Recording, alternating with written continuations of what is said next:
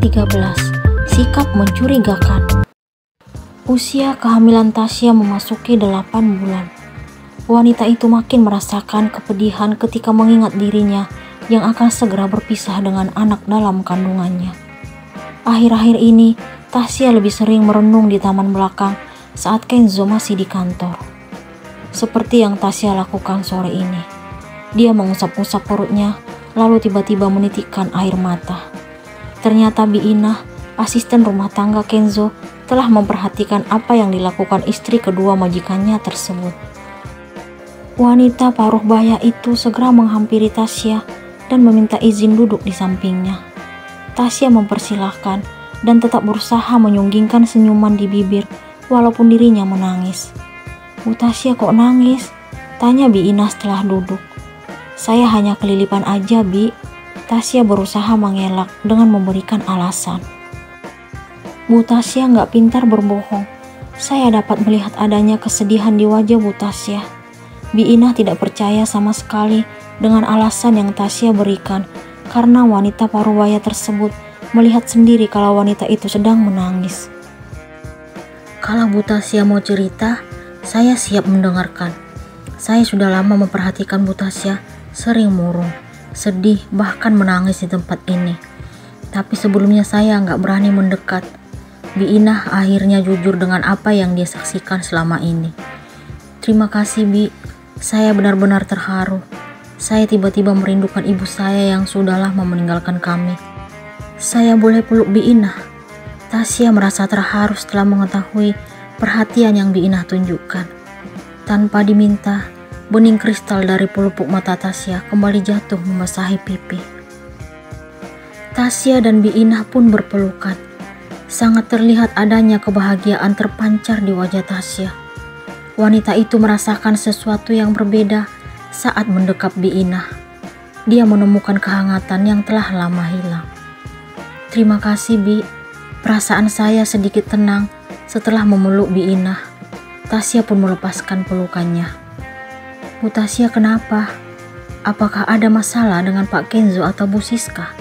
Biinah kembali bertanya. "Enggak, Bi. Mereka itu orang baik. Anak saya pantas memiliki orang tua seperti Siska dan Mas Kenzo." Tasya tetap membanggakan Siska di depan Biinah. Dia tidak tahu kalau asisten rumah tangga tersebut sudah mengetahui seperti apa kesepakatan yang telah Siska buat. "Saya salut melihat Bu Tasya yang tetap menganggap Bu Siska itu baik, walaupun kenyataannya tidak seperti itu." "Maksud Biinah apa?" tanya Tasya dengan wajah heran. "Syukurlah kalau Bu Siska memperlakukan Bu Tasya dengan baik. Untung tidak mengalami nasib seperti orang yang kerja di rumah ini." "Maaf, Bi, saya makin gak ngerti. Saya perhatikan selama ini kalau Siska sangat baik, apalagi kalau di depan Mas Kenzo." "Kamu di sini, sayang." Tiba-tiba terdengar suara Kenzo yang sudah berdiri di dekat Tasya. Biinah pun langsung minta izin pamit, lalu beranjak dari taman belakang memasuki rumah. Sementara Kenzo langsung berlutut di depan Tasya, kemudian berbicara kepada bayi dalam kandungannya sambil mengusap-usap perutnya. "Apa kabar, Nak? Papa udah pulang nih. Papa kangen kamu." Kenzo tiba-tiba merasakan gerakan bayi dalam perut Tasya. "Anak kita gerak lagi, sayang. Terasa banget gerakannya. Dia pasti kangen papanya." Wajah Kenzo terlihat berseri-seri. Laki-laki itu pun berdiri setelah berbicara kepada anaknya. Dia langsung duduk di samping Tasya, lalu menggenggam tangannya. Melihat sikap yang Kenzo tunjukkan, hati Tasya makin sakit dan tidak tahu harus bersikap seperti apa di depan suaminya itu. Di satu sisi, Tasya tidak berniat menyakiti Siska. Namun di sisi lain, dirinya juga ingin menunjukkan kebaikan di depan Kenzo sebelum meninggalkan laki-laki tersebut. Tasya hanya ingin bersikap seperti layaknya seorang istri di hadapan suaminya. Malam ini, Siska sangat bahagia menikmati makan malam bersama suami dan sahabatnya. Wanita itu membayangkan kalau kehidupan rumah tangganya akan kembali seperti sedia kala setelah Tasya melahirkan anaknya dan Kenzo. Siska sudah tidak sabar menunggu hari itu tiba. Sahabat yang dia anggap sebagai wanita perebut kasih sayang dan perhatian Kenzo akan segera meninggalkan kehidupan mereka. Tidak ada lagi yang akan mengganggu hubungannya dengan sang suami. Gak terasa ya Mas, tinggal sebulan lagi Tasya akan melahirkan. Aku udah gak sabar menunggu hari itu tiba. Siska memegang tangan suaminya. Iya sayang, aku juga udah gak sabar ingin ketemu anakku. Kalau dia perempuan, pasti cantik seperti mamanya. Kalau laki-laki, pasti ikut papanya. Wajah Kenzo terlihat berseri-seri. Sementara Tasya hanya terdiam mendengar percakapan Kenzo dan Siska. Hatinya sangat sakit membayangkan akan berpisah dengan darah dagingnya sendiri. Namun, Tasya tidak dapat menentang kesepakatan yang telah dia setujui bersama Siska. Kenzo melepaskan pegangan tangan Siska. Dia meraih tangan Tasya. Kamu kok diam aja? Ada apa? Tanya Kenzo. Aku baik-baik aja Mas. Tasya menjauhkan tangannya dari Kenzo untuk menjaga perasaan Siska. Makanya sedikit banget sayang. Akhir-akhir ini aku perhatiin selera makan kamu berkurang. Ingat anak kita, dia butuh makan juga. Kamu harus semangat. Perhatian Kenzo selalu saja membuat Tasya tidak berdaya. Iya Mas, mungkin karena merasa deg-degan membayangkan lahiran nanti. Tasya berusaha memberikan alasan yang tidak mencurigakan. Padahal kenyataan yang sebenarnya, dia sangat sedih mengingat dirinya harus meninggalkan orang-orang yang dia sayangi. Kamu harus tetap semangat, ada aku yang selalu bersamamu. Kenzo menggeser posisi makin mendekatkan diri ke arah Tasya. Pandangan Siska langsung mengalami perubahan, melihat sikap laki-laki yang dia cintai. Namun, wanita itu tetap berusaha tersenyum di depan suami dan sahabatnya. Mas Kenzo benar Syah, kamu harus percaya bahwa semuanya akan baik-baik saja. Siska seolah-olah ingin memberikan dukungan kepada Tasya. Bi Inah yang memperhatikan sikap istri pertama majikannya tersebut merasa geli dan kesal. Wanita parubaya itu menilai Siska sangat mahir dalam bersandiwara. Apa yang dia lakukan di depan Kenzo sungguh sangat jauh berbeda dengan yang sebenarnya. Bi Inah segera menghampiri Siska untuk memberikan paket yang tadi sore dia terima dari kurir.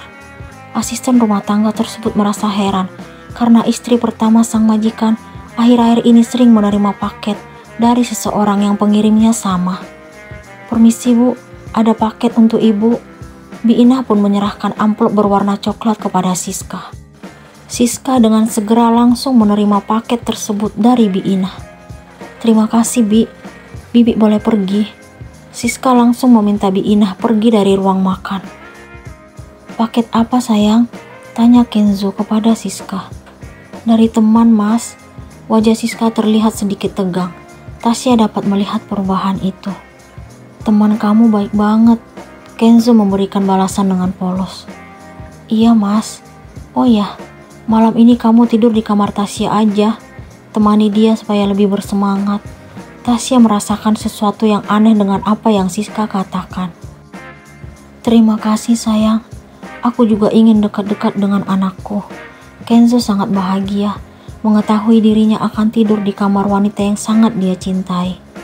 Setelah makan malam selesai, Siska, Kenzo, dan Tasya pun beranjak dari meja makan. Siska memilih langsung ke kamar, sedangkan Kenzo dan istri keduanya menuju ruang keluarga untuk menyaksikan acara televisi. Tasya merasa bahagia karena dapat bersama dengan Kenzo, tetapi dia mencurigai sikap Siska. Selama ini, Tasya sangat tahu kalau Siska selalu ingin tidur bersama Kenzo. Namun, malam ini Siska tiba-tiba berubah menjadi sosok yang tidak seperti biasanya. Tasya berpikir keras menyadari perubahan yang ditunjukkan sahabatnya itu. Sayang, kita ke kamar aja yuk. Kamu tetap cuekin aku di sini. Dari tadi ngelamun aja. Sebenarnya kamu mikirin apa? Kenzo heran melihat sikap Tasya. Aku nggak apa-apa Mas. Mungkin karena merasa ngantuk. Ya udah, kita ke kamar sekarang.